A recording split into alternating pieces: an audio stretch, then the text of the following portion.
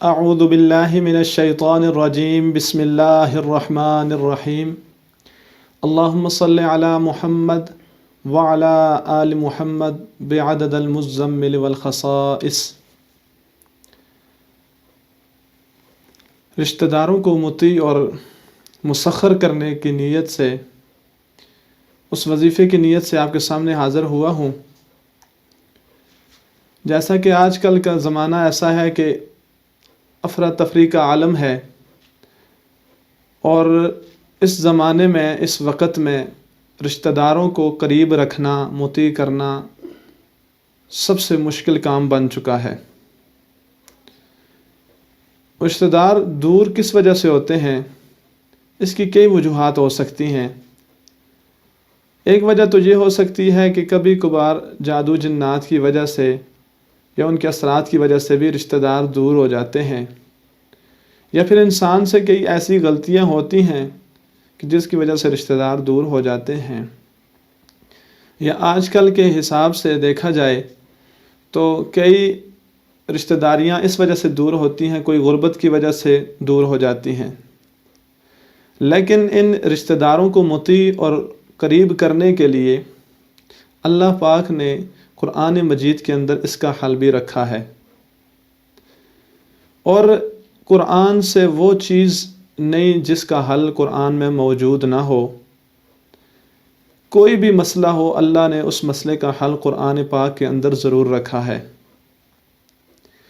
اب رشتہ داروں کو قریب کرنے کے لیے، مطیع کرنے کے لیے، مسخر کرنے کے لیے ایک بندہ دن رات کوشاں رہتا ہے، اللہ اس کی محنت کو رائگاں نہیں کرتے، لیکن اس محنت کے ساتھ ساتھ ضروری یہ بھی ہے کہ اللہ سے مانگا بھی جائے، اور اللہ کے پاک کلام کو پڑھ کے اللہ سے خصوصی التجا اور خصوصی دعا کی جائے تو اللہ اس بندے کی مدد ضرور کرتے ہیں۔ جیسا کہ ہمارے بزرگوں کا دیا ہوا خاص مجرب وظیفہ ہے رشتہ داروں کو قریب کرنے کے لیے، عزیزوں کو قریب کرنے کے لیے، اور یہ وظیفہ ہر اس شخص کے لیے ہے جس کے رشتہ دار اس سے دور ہو چکے ہوں، یا ان بچیوں کے لیے ہے جو اپنے سسرال میں تنگ ہوں، جن کے ساتھ سسرال والے اچھا برتاؤ نہ کرتے ہوں، یا علاقے کے لوگ ان سے دور ہو چکے ہوں۔ کسی رشتہ دار کو، کسی بندے کو اپنے قریب کرنے کے لیے، مسخر کرنے کے لیے آپ اس وظیفے کو کر سکتے ہیں۔ اس وظیفے کو کرنے کا طریقہ کار یہ ہے کہ سب سے پہلے آپ نے اپنے گناہوں سے توبہ استغفار کرنا ہے، اس کے بعد نبی پاک صلی اللہ علیہ وسلم کے اوپر درود کثرت سے پڑھنا ہے آپ نے۔ پھر آپ نے اس وظیفے کے لیے ایک خاص بات یہ ہے کہ اس کے لیے نوچندی جمعہ ہونا ضروری ہے۔ اگر مثال کے طور پر نوچندی جمعہ آپ کو نہیں ملتا، وظیفہ کرنا آپ کو ضروری ہے، تو آپ کسی بھی جمعے کو کر سکتے ہیں۔ اس وظیفے کو کرنے کا خاص طریقہ کار یہ ہے کہ آپ جمعے والے دن فجر کے بعد یا فجر کی اذان سے پہلے آپ نے اپنے مقصد کی دعا کرنی ہے، اور اس کے بعد آپ نے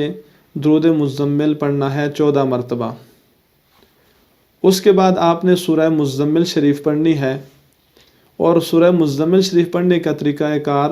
یہ ہے کہ آپ نے ہر آیت کے بعد 14 مرتبہ یا جامع پڑھنا ہے، اور اسی طرح آپ نے 14 مرتبہ سورہ مزمل شریف پڑھنا ہے۔ جب یہ آپ 14 مرتبہ پڑھ چکیں تو اس کے بعد پھر 14 مرتبہ درود مزمل پڑھیں، اس کے بعد اپنے اللہ سے عاجزی و انکساری کے ساتھ اپنے مقصد کی دعا کریں۔ انشاءاللہ عز و جل اللہ آپ کی اس مقصد کو ضرور پورا فرمائیں گے۔ اس وظیفے کی مدت 14 یوم ہے، یعنی کہ اگر 14 دنوں کے اندر یہ کام، جو آپ جس کام کی نیت کرتے ہیں وہ نہیں ہوتا، تو یہ مت سمجھیں کہ وظیفہ ٹھیک نہیں، بلکہ وظیفہ تو ٹھیک ہے، لیکن آپ کے اندر کوئی نہ کوئی ایسی کمی کوتاہی تھی جس کی وجہ سے آپ کا یہ کام نہیں ہوا۔ لہٰذا اس کے لیے ضروری ہے کہ اگر آپ چاہتے ہیں کہ آپ کا وظیفے سے ہر صورت اللہ کے ہاں کام بنے، تو آپ اس وظیفے کو گناہوں سے بچتے ہوئے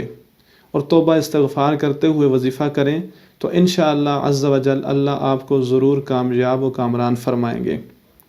ہماری دعا ہے کہ اللہ جو بھی اس وظیفے کو کرے